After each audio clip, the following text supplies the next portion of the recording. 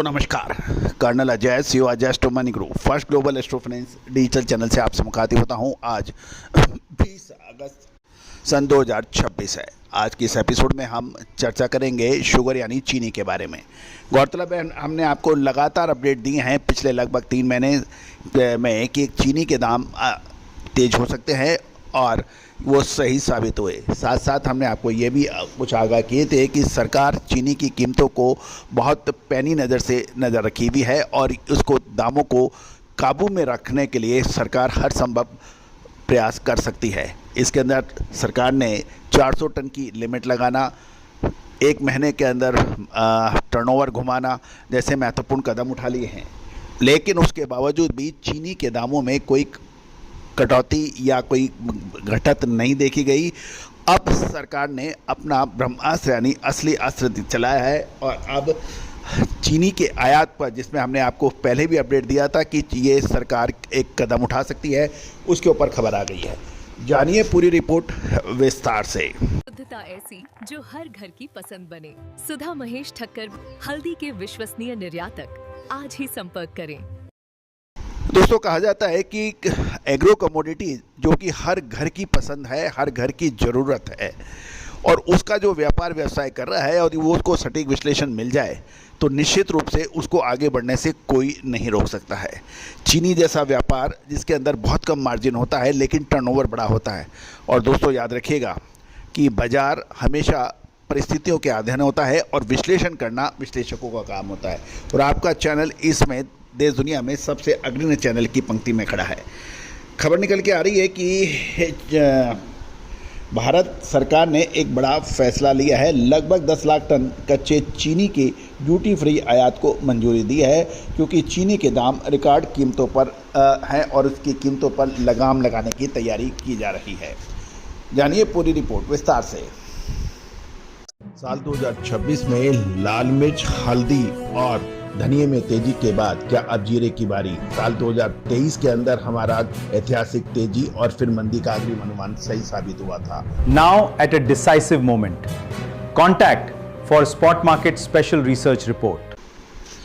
दोस्तों आपको याद होगा कि कुछ समय पहले चीनी के रिकॉर्ड तोड़ उत्पादन की बात की जा रही थी और सरकार ने 50 लाख टन चीनी के निर्यात की भी अनुमति दी थी।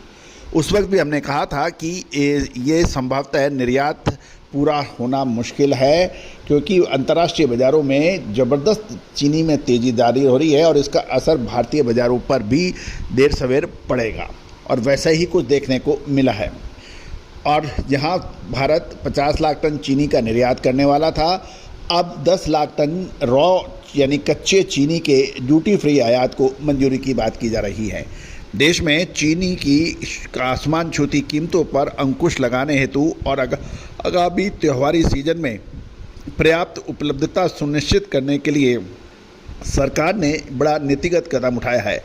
20 अगस्त सन 2026 से तत्काल प्रभाव से 10 लाख टन कच्चा चीनी यानी रॉ शुगर को बिना सीमा शुल्क यानी ड्यूटी फ्री आयात की अनुमति दे दी गई है। ये आयात खिड़की 31 अक्टूबर सन 2026 तक खुली रहेगी। दोस्तों इस आयात ड्यूटी फ्री रॉ शुगर के आयात के प्रमुख बिंदु ये रहे कि आयात की मात्रा लगभग 10 लाख टन, सीमा शुल्क 0 यानी सामान्य, इस पर 100% आयात शुल्क लागू होता था, उसको 0 यानी 0 किया गया है। समय अवधि 20 अगस्त यानी आज से 31 अक्टूबर सन 2026 तक।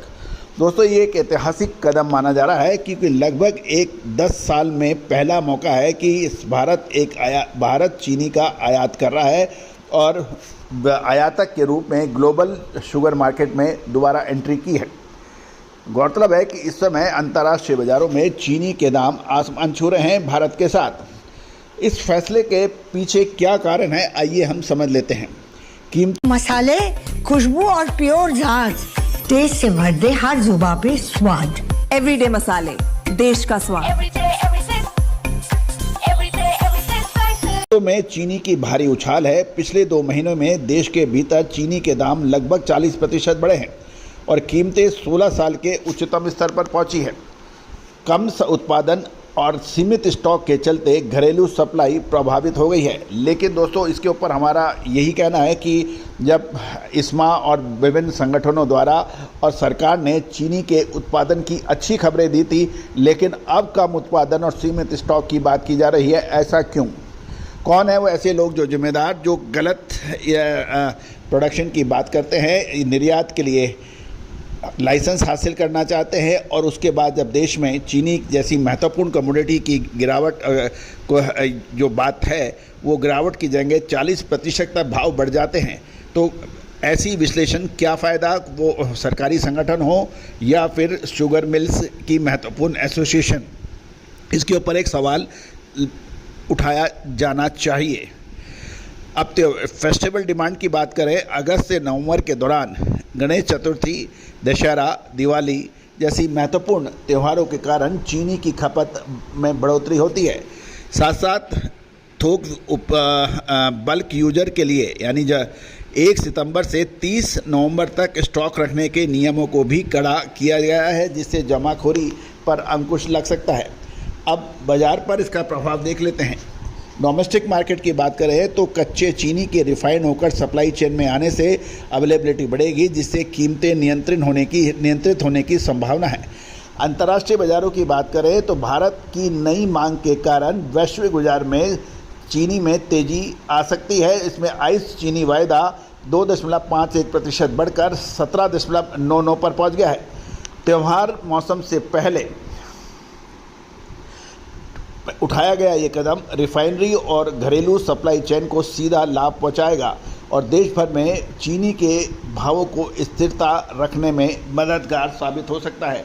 दोस्तों, ये तो एक आकलन दिया गया है। क्या वास्तव में चीनी के दामों पर कंट्रोल होगा या इंटरनेशनल मार्केट से जो भाव आएंगे उसके ऊपर कॉस्ट ऑफ लैंडिंग क्या होगी, ट्रांसपोर्टेशन के बाद क्या होगा, उसके ऊपर ही ये इस पर निर्णय होना उचित रहेगा। इसके ऊपर भी हम एक एपिसोड बनाएंगे, उसको बिल्कुल देखना ना भूलें। चैनल को सब्सक्राइब कीजिए, लाइक कीजिए और साथ साथ कोई भी विशेष अग्रिम रिसर्च रिपोर्ट के लिए संपर्क करें। All the very best, good luck, happy